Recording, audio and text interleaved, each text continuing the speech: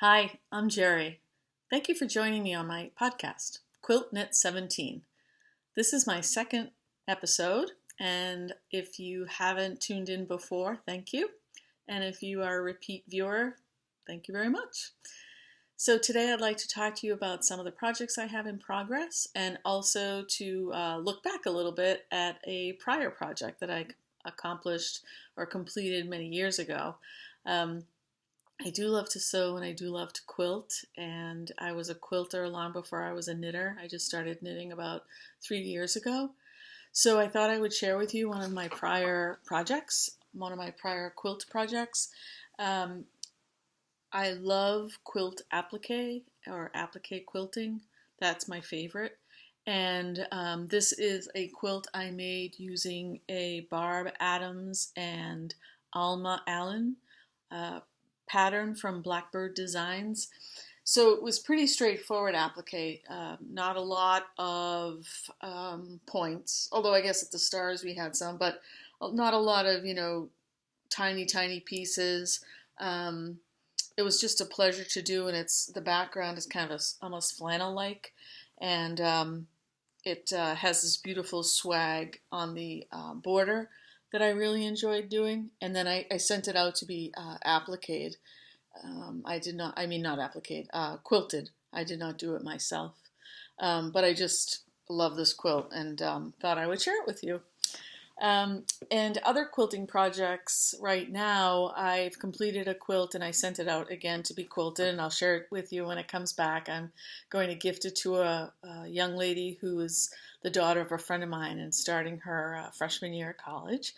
And also what I've been doing on my sewing machine lately is tinkering with project bags, and I'm thinking I might open an Etsy shop and start selling them, but we'll see what happens. But I thought to take a different tilt on a project bag, and I was inspired by Little Bobbins, Danny's mother, I see that she does some machine applique and hand applique. So I went into my wool stash and I used a pattern by Adita Sitar, and I have a couple of her books, her quilting books, and this bunny rabbit was in it, and I just thought, oh my gosh, that's so cute. And I had this fabric that I had purchased, and this again too is almost like a flannelette, and I put this funny bunny, cute bunny I guess, on the front with some wool leaves and also some batik leaves that I just machine quilted down, and I used what's it called? It's almost like a steam and seam to adhere it, and then I machine sewed it down, and just used a couple of Civil War reproduction prints that I had. I'll share one of my Civil War reproduction quilts that I made at another time. But I just got a kick out of this rabbit, and I just thought it makes the cutest project bag, and for a big project, so that's kind of cool.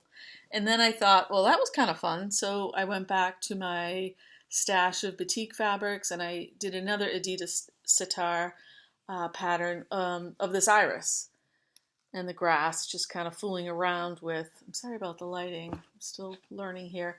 This room has a lot of light coming in, so as you can imagine, and as the sun goes, so does the light.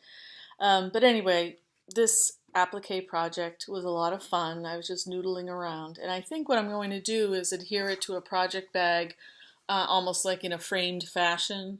So we'll see where that goes, but it was fun. And on this one I used, which I hadn't used before, fusible fleece. You just iron it on, so it not only does it stabilize it, but it'll give it this nice, quilted effect when you sew on it. And this was just kind of free motion sewing. I didn't, especially down here, I had the feed dogs lowered, so I could just kind of ramble about on this fabric. And it was fun. I liked it. It was a lot of fun. So that is it for sewing. Yes, it is. And what have I done? What has been keeping me busy? So I had some socks on the needles, and I finished those up since I last podcast.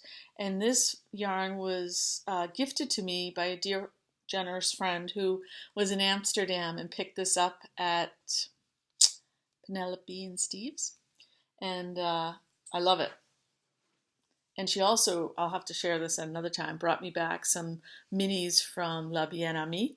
So I was pretty excited. And I just used the Smooth Operator sock, vanilla, but I did a gusset and eye partridge heel flap. So that was fun. And then I had Smooth Operator socks waiting for a heel, the Afterthought heel, aptly named. And on this one, when we were in London last year, I visited I Knit or Die. So when I knew we were going to have the chance to go to London, I immediately purchased the book. Let me get this right now. The London Craft Guide that Yarn in the City created. They are an audio podcast, and they also run the London Yarn Hop. I'm smiling because my daughter's smiling at me. So once my family said that they were jet lagged, I pulled out my London guide and I was off. I was on that tube as fast as I could go. So I went there and I bought this yarn. And because I was seeing so many podcasters do different cuffs and toes, I said, oh, let me try that. And so I don't have sock blockers. I apologize. So I just did different cuffs and toes. I just thought they were kind of fun and funky.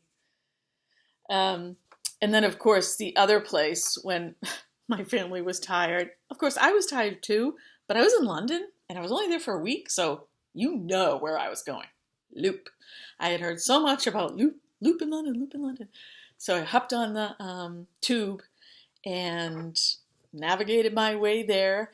And when I got there, I was taken aback by how small it was.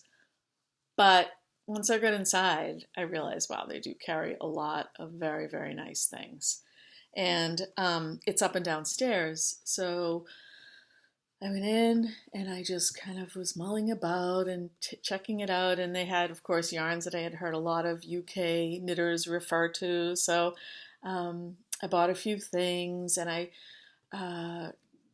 and as I was checking out, the woman there said, we have a knit night on, I think it was Thursday night. And she said, you should come back. And I hadn't said where I was from or anything. I just was